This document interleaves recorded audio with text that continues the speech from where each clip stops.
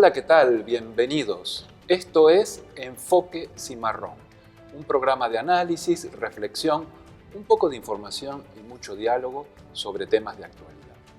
Saludo a los compañeros de mesa. Aquí a mi izquierda el doctor David Rocha. ¿Qué tal, David? ¿Qué tal? David es profesor en el área de ciencia política. Y a mi derecha el doctor Martín Vera. ¿Qué tal, Martín? Querido Carlos, ¿qué tal? ¿Qué tal? Bienvenido. Martín es profesor en el área de administración pública. Así es. Desde hace poco tiempo, Baja California vive un momento especial, el de la transferencia del poder a quienes resultaron ganadores en los comicios del mes de junio pasado. Transiciones políticas administrativas. Ese es el tema de hoy en Enfoque Cimarrón. Vamos a la cápsula de presentación que ha preparado el equipo de producción. Adelante.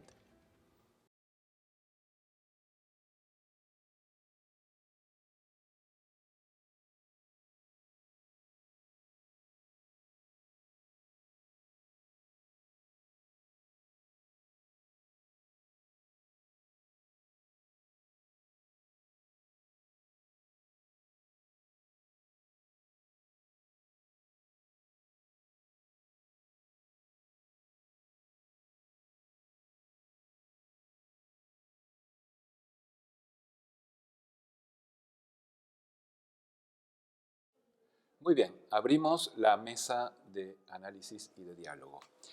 Transiciones a nivel municipal, transiciones a nivel estatal. ¿Qué primer análisis podemos hacer en esta ronda del primer bloque del programa? Martín. Bueno, muchas gracias, Carlos. Mira, yo creo que esta nueva gestión, tanto estatal como las municipales, las 5 municipales, implican una diferenciación muy importante porque después de, 20 años de gobernar el PAN, pues hay toda una expectativa en torno a qué va a pasar con la conformación de los gabinetes, qué va a pasar con las nuevas políticas que se pretenden impulsar. Bueno, hay temas muy interesantes en la propuesta de gobierno que presentó Morena ante el Instituto Electoral y yo creo que es el momento que podamos desglosar alguna de ellas porque si al final la Suprema Corte ratifica el periodo de duración del gobierno, pues eso va a acotar la posibilidad de emprender algunas de las propuestas de la plataforma electoral o no. Es decir, en Baja California estamos pendidos de un hilo que depende de la resolución electoral para saber qué ocurre con nosotros como sociedad y como Estado en los próximos años. Ese era uno de los temas que quería abordar, era el tema de la llamada Ley Bonilla. ¿Cómo ves, Martín, entonces? ¿Cómo evolucionará? ¿Falta poco tiempo? Pues sí, mira, al final de cuentas, no hay un tiempo límite en la Constitución ni en la Ley de Medios de Impugnación Electoral. Ha habido casos en otros estados, no sé si recordarán ustedes la impugnación al gobierno de Veracruz hace algunos años, por ejemplo, en otros estados en que la Suprema Corte o el Tribunal Electoral, porque la última instancia de la Suprema Corte, ha resuelto la noche anterior a la toma de posesión. Es decir, puede pasar esto en esta ocasión, que la Suprema Corte dictamine unas horas antes. Y en ese momento vamos a ver si este gobierno va a durar 2 años o 5. Y de ahí las expectativas. Todo puede pasar. Todo está así por la indefinición y la imprecisión de la norma jurídica en cuanto a los términos aplicables a este tipo de resoluciones legales. Tenemos entonces incertidumbre. Sí. Toda la incertidumbre. David, gracias. Yo retomo un poco lo que se dijo y se escribió después de este cambio de 2 a 5 años, en el sentido de que es muy improbable, ¿no? Las autoridades electorales, autoridades políticas, la misma secretaria de Gobernación, el mismo presidente, ¿no? De alguna manera no les gusta esta idea. Entonces yo creo firmemente que va a ser un gobierno de 2 años, ¿no? Y el municipal también. Entonces hay que trabajar sobre esa situación. Es complicado, ¿no? Porque ¿también la legislatura local también? ¿El Congreso? No, la legislatura son 3 años. 3 años. Sí, okay. Sí, la legislatura se va a 3 años, sí. No. Sin contar con que entre la posibilidad de reelección. Claro. Que ahora puede haber diputados hasta de 9 años. Sí, con el asunto de la reelección. A lo que voy es que hay que considerar, y sobre todo las autoridades las municipales que entran en funciones y las estatales que entran el 1 de noviembre. Entonces, ver este escenario, yo lo veo ya casi cantado, ¿no? de 2 años, y qué se puede hacer, a lo mejor no mucho, debido a todas las limitaciones de las cuales podremos hablar un poco, pero yo sí creo que este nuevo gobierno, como dice el doctor Martín, después de más de 20 años o 20 años de un gobierno panista, tiene la obligación, aunque tenga poco tiempo, de hacer las cosas bien, ¿no? De planear bien y de que lo que se dijo en campaña, en la medida de lo posible se traduzca en una realidad, ¿no? Y ahorita hablaremos un poco de todas estas propuestas. Yo hago, digamos, una invitación a estas nuevas autoridades a que sean muy responsables y que, teniendo en cuenta este periodo que es corto, desde luego, hagan un ejercicio muy, muy avanzado y adecuado y pertinente de planeación, de análisis, es decir, cómo van a crear un gobierno alternativo a todo lo que veníamos con muchos problemas, incluso hasta de corrupción. Entonces, ¿cómo van a enfrentar esta situación en el Estado en 2 años, ¿no? Yo creo que esa va a ser la realidad. Ahora vamos a las propuestas, entonces, que han hecho los partidos, en especial Morena, que es el partido ganador. ¿Cuál es el punto de partida? ¿Dónde estamos ahora en este momento? Es decir, ¿con qué se encuentra el nuevo gobierno, tanto a nivel municipal como estatal? Sí, mira, gracias Carlos. Pues mira, la verdad es que previo a la campaña, por obligación de ley, porque la ley obliga a que los partidos hagan una presentación de propuestas electorales tendentes a que se vuelvan políticas de gobierno, pues debo ser sincero, Morena presentó propuestas muy interesantes que pueden replantear la administración pública. Creo que le echaron cabeza, hay temas en materia de desarrollo económico, hay temas en materia de transparencia. A mí me llama mucho la atención el asunto de la democracia participativa, porque había la propuesta explícita de meter en la ley, ya tenemos una ley de consulta, de meter en la ley todo lo que es plebiscito, referéndum, iniciativa ciudadana, y también había cosas que a nosotros como administradores públicos, a nuestros estudiantes de la UABC les debe interesar mucho, el tema de replantear una nueva gestión pública.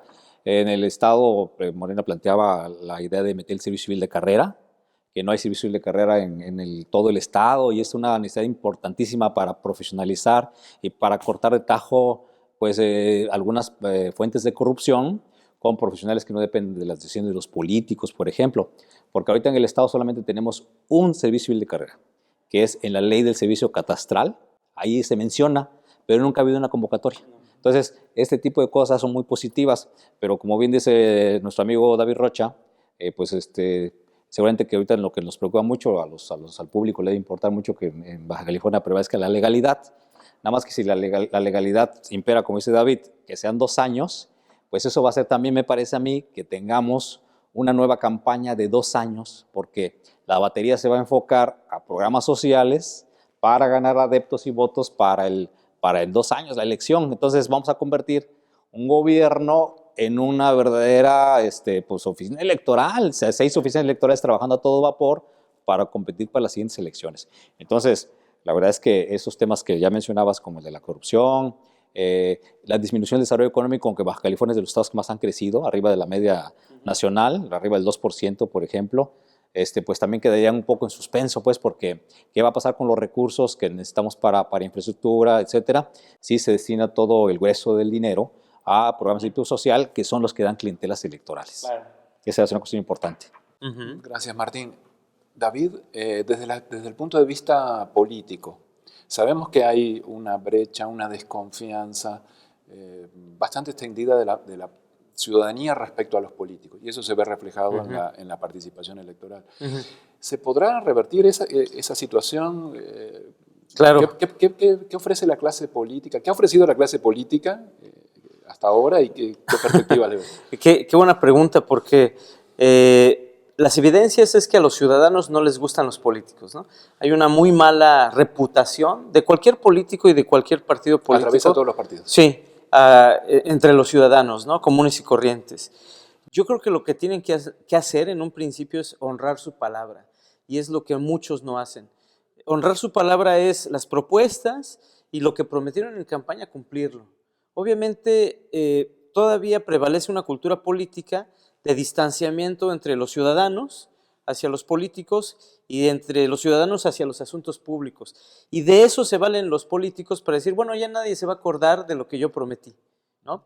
Pero cada vez más, y eso debido, aquí yo creo que también el doctor Martín tendrá algo interesante que decir, que las redes sociales y todo lo que tiene que ver con la tecnología vienen impulsando algo que lo platicábamos con el doctor Martín, es algo así como la e-democracia, es decir, la democracia que se mueve a través de redes sociales, que no estoy diciendo que va a venir a salvar al mundo, pero sí permite que muchos ciudadanos se involucren en asuntos que antes, debido a la falta de comunicación, de oportunidad para acercarse a datos, a los políticos, pues no lo hacían. Entonces, creo que ahora los jóvenes tienen, sobre todo, con esas habilidades de manejar redes sociales, teléfonos, todo lo que tiene que ver con tecnología de la comunicación, acercarse más a los asuntos públicos. Entonces, creo que los políticos ahora sí deben de responder. Y por eso yo decía, honrar su palabra. O sea, si ellos prometieron hacer esto, que lo hagan. Y obviamente es una tarea prácticamente titánica, ¿no? Porque aquí se votó en el Estado más o menos un promedio del 29%. Es decir, 7 de cada 10 ciudadanos inscritos en la lista nominal no fue a votar. Y eso es un signo del hartazgo y de muchas otras cosas.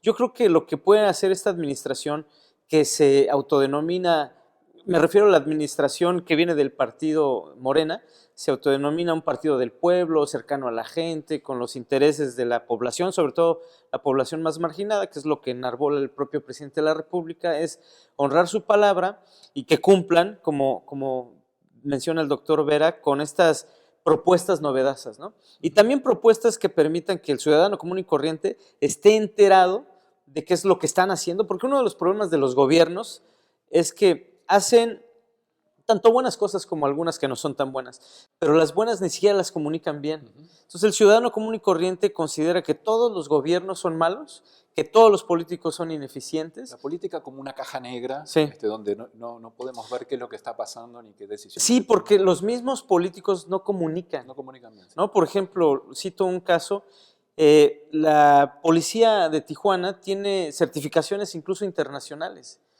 como buena policía.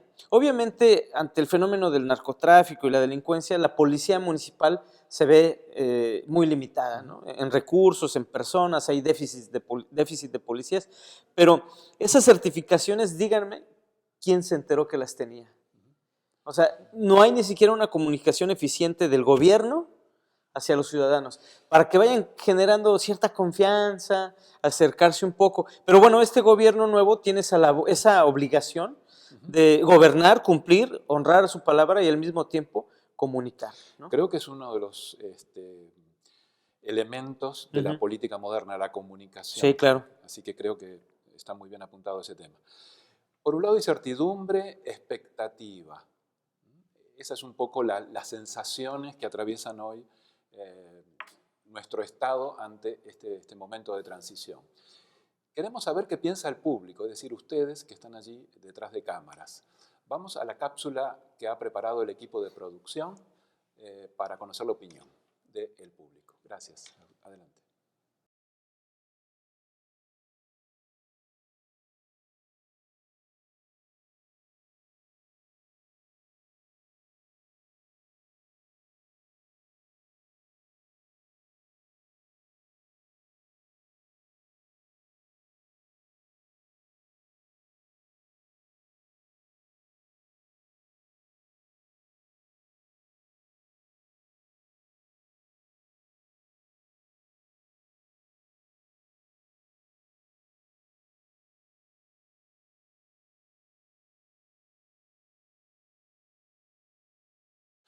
Abrimos el segundo bloque de análisis sobre las transiciones políticas y administrativas en las que está hoy envuelto el estado de Baja California. En el bloque anterior, Martín, David hacían referencia a propuestas, a nuevas políticas que vendrían de la mano de estas nuevas autoridades. Y tengo dos preguntas para Martín, para empezar. ¿Hay recursos para esas nuevas políticas? ¿Se podrán cumplir con ellas? Esa es una pregunta. Y la segunda es, ¿qué pasa con las políticas que ya se están desarrollando? ¿Habrá continuidad o habrá una ruptura en ese desarrollo de políticas de un gobierno al otro? Claro, sí, cómo no, Carlos. Pues mira, en primer lugar con los recursos. El Estado en su conjunto maneja poco más de 25 mil millones de pesos anualmente. El municipio más rico de Baja California será Tijuana, que apenas sobrepasa los 7,000 millones al año.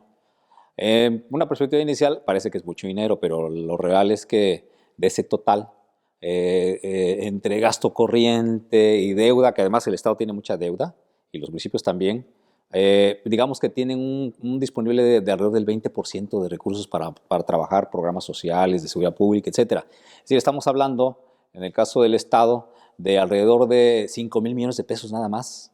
Entonces habría que preguntar con eso cómo se pueden afrontar los temas de la pobreza, los temas de la seguridad pública, y ahí se construyen dos agendas. La agenda inmediata, que es la que ya se tuvo que haber resuelto ayer, porque, por ejemplo, este fin de semana pues, hubo más de 25 asesinatos en la ciudad. O sea que el tema de seguridad... Sí, por el tema de seguridad tiene que entrar, pero ese ya no se puede esperar ni siquiera la toma de protesta, tiene que estar trabajando, tiene que haber un acuerdo en los gobiernos de transición para enfocarlo desde el primer minuto.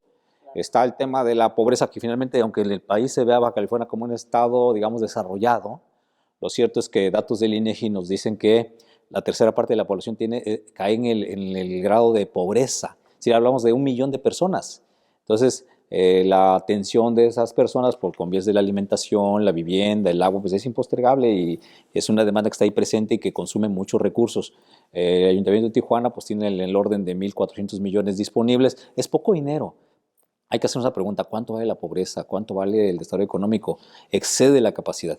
Y por supuesto que en este contexto también habrá que ver si en 2 años se pueden realizar tantas acciones que puedan contribuir a mitigar estos problemas. Y en el tenor de la continuidad de los programas, bueno, mira, lo normal es que creo que en ninguna parte del mundo un gobierno ha significado por sí la sustitución absoluta de los programas. Tiene que haber una transición paulatina porque hay un sistema de leyes, hay un sistema de reglamentos, hay programas ya que están fluyendo, hay poblaciones o grupos de poblaciones que están siendo atendidos y no se pueden sustituir de la noche a la mañana. Le llamamos en la administración pública compromisos previos. Se van actualizando poco a poco. Ahora bien, ¿qué espacio deja eso para nuevos programas? Porque hay unos muy interesantes de la nueva administración, por lo menos en su plataforma electoral. Yo creo que si fuera a 2 años, pues hay muy poco espacio, pero uno quisiera ver en la realidad, por ejemplo, lo que ofrecieron de una ley de austeridad. De hecho, a nivel nacional se aprobó la ley de austeridad republicana por el Congreso, propuso Bonilla una ley aquí que implica recortar 50% el salario de los mandos altos de la burocracia, ya no otorgar viáticos, pasajes aéreos en primera clase, etcétera, eliminar gastos superfluos, eliminar los seguros privados para los empleados públicos de alto nivel, que vayan al ISSSTE, ¿no? Que vayan al IMSS, eso es lo que, como toda la población, es la propuesta de ley de austeridad. Esperamos que se cristalice, pues, pero ¿cuánto tiempo le va a dedicar a esta cuestión el gobierno y el Congreso? No lo sabemos, pues, pero son propuestas muy necesarias. Hay una propuesta de desayuno caliente, que es otorgar desayunos en 150 escuelas públicas. Así es. Abarcando a 50,000 niños casi desde el primer día, ¿no? Sí, e incluso un esquema interesante. A mí me llamó mucho la atención que se planteara la creación de la Secretaría de la Familia. Porque es interesante porque la atención a los niños en los desayunos a nivel nacional sigue siendo una facultad del DIF, del Sistema para el Desarrollo Integral de la Familia, y en los estados se replica.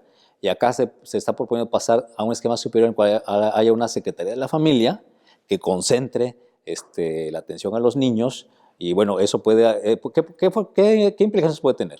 Como secretaría, a diferencia de como un instituto. Bueno, puede ser un ente que coordine a todos los que están dispersos, ¿verdad? Tanto a nivel municipal como en el estatal, y puede lograrse metas ambiciosas como estos 150 desayunos calientes, o por ejemplo, o mejorar el contenido nutricional de los desayunos, porque ya ha habido quejas de la Comisión Nacional de Evaluación de la Política Social a nivel nacional por cuanto a lo que da de comer el DIF, o las tiendas de Diconsa u otros organismos, en que lo que se les da a los niños es azúcar, harinas, leche fortificada, y se necesita sustituir por alimentos nutricionales. Creo que la fórmula que hizo el gobierno federal de mantener las cooperativas escolares, pero además tratar de cambiar desayunos nutritivos por raciones pequeñas de papitas, de gansitos, pues no fue la solución adecuada. Entonces, yo creo que este tema es muy relevante, implica ponerle mucha atención.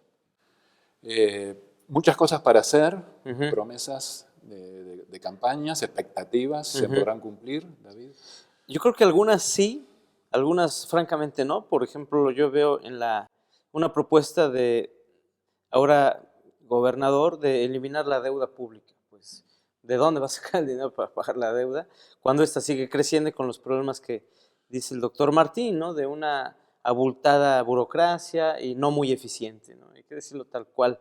El asunto es que creo que deben de apuntar hacia la profesionalización, deben de, ahora que son mayoría, el gobierno junto con el Congreso, y meterse a trabajar en serio sobre propuestas de profesionalizar a los funcionarios, porque si no, Carlos, cada 3 años vamos a tener el mismo cuento, como lo hemos tenido durante los últimos, no sé, décadas, ¿no? Se instaurar un servicio de Un carrera. servicio de carrera donde los funcionarios de mediano y alto nivel pasen por concursos. Concursos, evaluaciones, obviamente se están actualizando, y que tengas a la persona, no sé, en cualquier dependencia, sea la mejor, ¿no? Que sea comprobados estudios, evaluaciones, porque si no pasamos a ese esquema, vamos a tener cada gobierno, cada 3 años quiere inventar el hilo negro, ¿no? Entonces yo apostaría o diría a estas autoridades que se van a estrenar que hagan el mayor esfuerzo junto con los legisladores para promover las legislaciones, los procedimientos, las normas adecuadas para ir profesionalizando, porque si no, habrá cosas que no se van a cumplir, porque es poco tiempo, y además el asunto de los recursos, preguntabas un poco a Martín sobre los recursos, no hay dinero, ¿no? Los gobiernos se endeudan, eso es parece que ya una... Bueno, está la deuda con nuestra universidad también. Está la deuda con nuestra universidad, pero los mismos gobiernos, en lugar de solucionar este problema, lo siguen incrementando, ¿no? Parece que está escrito en la Biblia, ¿no? Todos los gobiernos municipales lo único que saben hacer es endeudarse. Entonces, yo creo que la profesionalización daría creatividad a estos funcionarios públicos para cobrar más, o a lo mejor no más, sino de una mejor manera los impuestos, y que estos funcionen y no tener que estar endeudándose. Y sobre todo lo relacionado a las propuestas que se cumplan, porque para cumplir las propuestas se necesitan recursos, ¿no? Recursos, los 3 recursos, los materiales, los financieros, de los cuales hablamos, y los humanos, ¿no? Entonces los gobiernos municipales, el gobierno estatal, deben, yo no sé, valga la pena hacerlo desde esta tribuna, el exhorto a estas autoridades que se van a estrenar, a los legisladores que ya están en funciones, todos de Morena, bueno, algunos no, que son de representación proporcional, apostarle a la profesionalización. Si no, no va a funcionar ni hoy, ni mañana, ni pasado mañana. O sea, generar capacidad administrativa del Estado para llevar adelante políticas. Sí, la experiencia de los países avanzados, el que me pongas, los nórdicos, Alemania, es profesionalización de sus funcionarios públicos que los llevan a actuar de maneras precavidas, con planeación, con diseño, para no endeudarse, y se van replicando las cosas positivas. Cuando no lo haces, se reproducen los efectos negativos. ¿No? Muy bien. Martín. Lo que pasa es que yo quiero subrayar bien lo que dice el doctor Rocha. Seguramente la gente que nos está viendo lo sabe, pero actualmente ni uno solo de los funcionarios públicos se elige por su capacidad o por sus méritos. Lo que bien comienza a declarar esta capacidad institucional del Estado. Todos son designados con base en la gente que participa en las campañas, recomendados y amigos. Entonces, lo que nosotros aplaudimos es que hay un servicio civil de carrera que haga que desde el jefe de oficina, desde el funcionario de ventanilla, hasta los que toman las decisiones financieras, pasen por exámenes.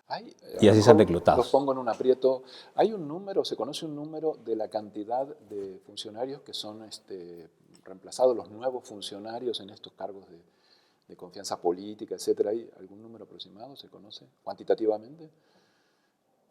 Sería complicado no saber, pero... Sí, bueno, hay un estimado, porque últimamente el gobierno se ha vuelto muy listo para contratar gente para no reconocer derechos laborales, y hay freelancers, hay honorarios, hay listas de raya, hay eventuales, hay muchísimos, pero yo estimo que en todo el estado debe haber por el orden de cerca de 100,000 empleados públicos, aproximadamente, sin contar los cuerpos policíacos, pero solamente lo que es burocracia alrededor de 100,000 personas, ¿verdad? No sabemos, pero es mucha la gente. De hecho, hay ciudades enteras como Mexicali, ¿verdad?, que de hecho dependen de la economía del gobierno. De la burocracia. Porque no hay de otra, ¿verdad? Así es. Muy bien, vamos a hacer una pausa y regresamos para el bloque final con las conclusiones de este programa.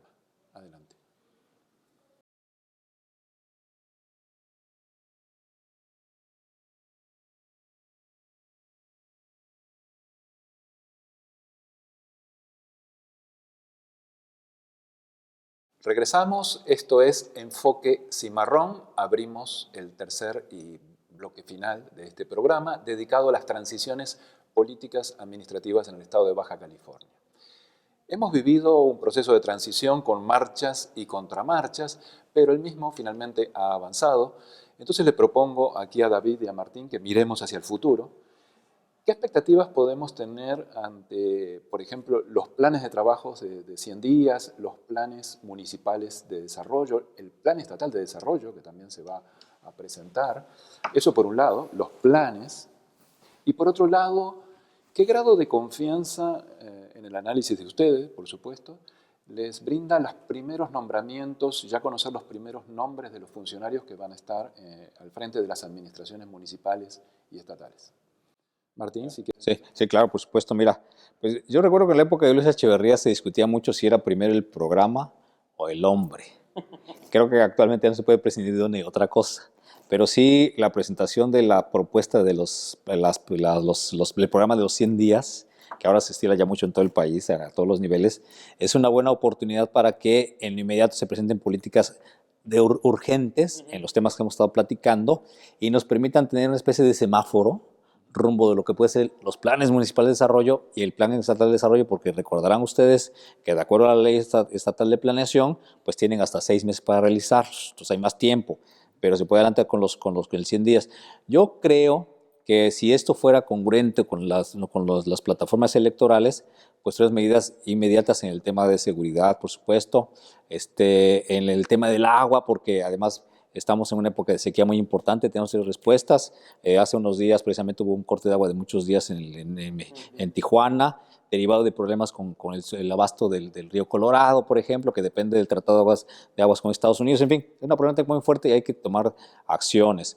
Muchos otros temas. Ahora bien, yo creo que, bueno, por lo menos en el caso del nuevo secretario de Gobierno, pues aunque hay quien dice que ya está muy visto, muy cocinado, ¿verdad? Pero pues es una persona que tiene mucha experiencia, vamos, ya fue senador, diputado, funcionario municipal, estatal. Creo que por lo menos la cuestión de la estabilidad y además que lo conocen todos los actores políticos puede ser una garantía para que haya un proceso de diálogo, de conciliación con las fuerzas políticas, que el Estado no se divida más, pues, que se una en un solo diálogo armonioso y constructivo para Baja California.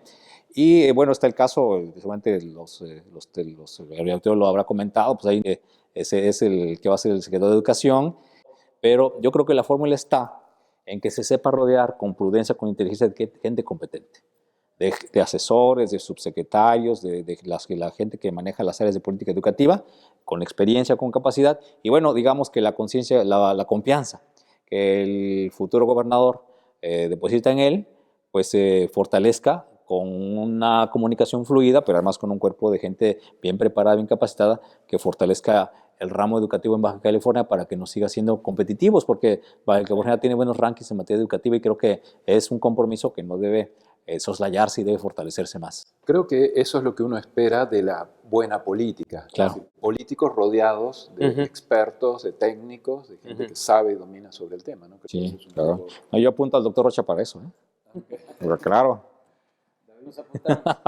¿Qué expectativas?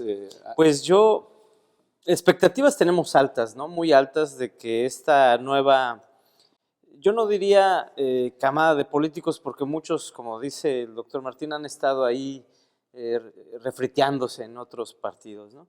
Yo le apuesto mucho a los jóvenes, ¿no? Muchos egresados de esta universidad que están engrosando las filas de las nuevas administraciones y que con el conocimiento que adquirieron en esta casa de estudios tengan la oportunidad de ser creativos, ¿no? Pero bueno, me refiero un poco a estas propuestas de los primeros 100 días, ¿no? Que pronto van a salir a la luz.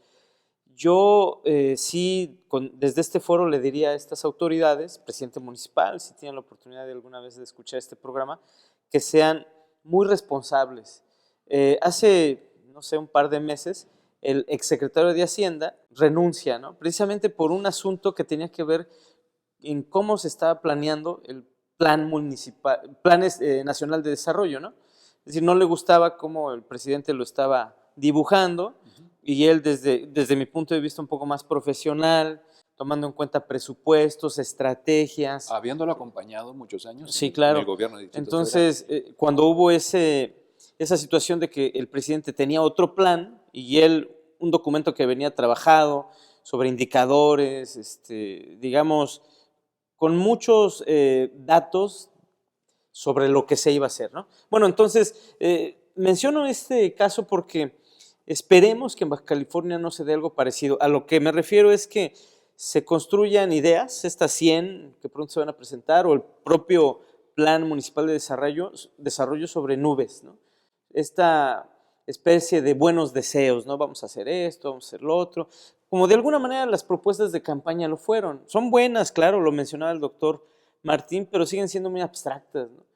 Yo creo que en estas que vienen deben de ser más inteligentes para poner las estrategias, los objetivos, con mucha claridad por dónde se van a mover, cuestiones de presupuesto, cuestiones de tiempo, ¿no? Entonces yo creo que ahorita el equipo que está formulando estas acciones de gobierno tiene que trabajar a marchas forzadas y no dormir, porque deben, y cuando deben es que en un sentido de que a los ciudadanos, ellos nos deben, ¿no? Nos deben buenas ideas, nos deben buenas propuestas, porque en 2 años, no es mucho tiempo, tienen que sacar adelante un gobierno municipal, que si bien es municipal y estatal, que si bien el Estado funciona, hay inversión y muchas cosas positivas, también tenemos el asunto de la inseguridad terrible, el asunto del agua, los servicios públicos, ¿no?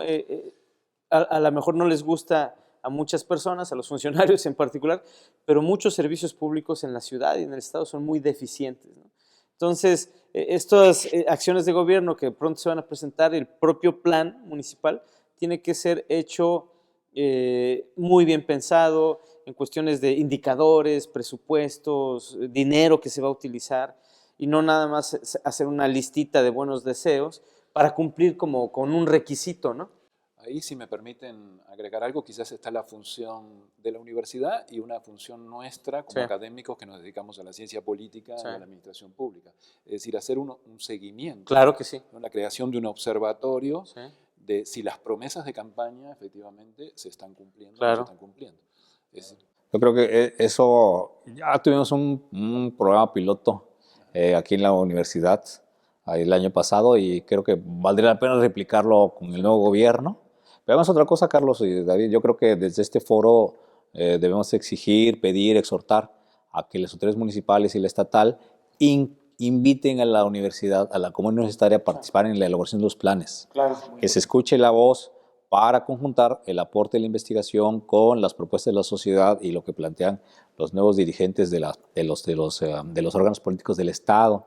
Porque solamente sumando esfuerzos vamos a poder resolver la problemática. Hombre, ahí está la espera. ¿Qué nos espera con los nuevos flujos de migrantes que están llegando a la ciudad? Claro. Esta ciudad está creciendo 1 cuadra a la semana. O sea, el agua potable, el equipamiento urbano, los baches nos inundan, nos estamos ahogando en baches, la violencia intrafamiliar. Se ha negado mucho aquí la alerta de género, pero hay quienes han pedido alerta de género porque la violencia doméstica es muy alta. Las enfermedades, la riqueza, la epidemia de piojos que se vive, la tuberculosis, hay muchos temas candentes que urgen atenciones inmediatas y pues desde las facultades de química, de economía, de medicina, de derecho, se puede contribuir mucho a eso. Si me permites, Carlos, un segundo nada más. Tradicionalmente los gobiernos en México están alejados de la academia, ¿no? E incluso de las organizaciones de la sociedad civil que se dedican a estos temas como la violencia. Entonces es una obligación, no lo decimos como que a ver si quieren, sino es una obligación de estas nuevas autoridades de las cuales estamos hablando, pidan asesoría, se acerquen, en principio obviamente con la academia, ¿no? Con los médicos, con la gente que estudia cuestiones de urbanismo, de esto, del otro, y también con las asociaciones de la sociedad civil, ¿no? Por ejemplo, en temas de migración. No pueden gobernar solos, ¿no? Ya lo hemos visto durante décadas que cuando ellos desde una oficina planean las cosas, salen mal. Y lo único que sucede es que derrochan recursos, los tres, personas, dinero y materiales, y no se resuelve nada. Entonces yo creo que me sumo a lo que dice el doctor Martín, la universidad, la UABC, debería de estar ahí presente en la formulación incluso de las políticas públicas. Es el vínculo, es el puente claro, entre la sociedad eso y sucede, la política, ¿no? Carlos, se sucede en los países avanzados, Sí, ¿no? sí. En Estados Unidos, en Alemania, las universidades están ahí con los funcionarios públicos, ¿no? Y evaluando también, ¿no? En el diseño de las propuestas, ayudando en consultas, no sé, muchas cosas. No estoy diciendo que nosotros hagamos la labor de los funcionarios, pero bueno, aquí es donde se piensa, donde se tienen los datos, donde se tienen información de cómo se han resuelto estos temas en otros países. Entonces, es una obligación del presidente municipal, del gobernador, que a través de sus administraciones se acerquen a la universidad y a otras instituciones, desde luego, ¿no? Aquí hay centros de investigación, pero lo que a nosotros nos corresponde a la UABC debe de tomarse en cuenta la voz y lo que podamos decir muchas personas dentro de la mejor y la más grande y la más importante universidad del Estado. Me gustaría cerrar este programa con este llamado a un esfuerzo colectivo para mejorar la política, la calidad de la política, la calidad de los gobiernos, la calidad de vida de la sociedad. Creo que ha sido una excelente mesa de análisis. Muchas gracias. Gracias, Carlos. Por participar. Fantástico moderador. Muchas gracias. Muchas gracias, Concepción y equipo de producción. Y, por supuesto, como siempre, muchas gracias a ustedes por acompañarnos del otro lado de las pantallas. Nos vemos en un próximo programa de Enfoque Cimarro. Hasta pronto, amigos. Gracias.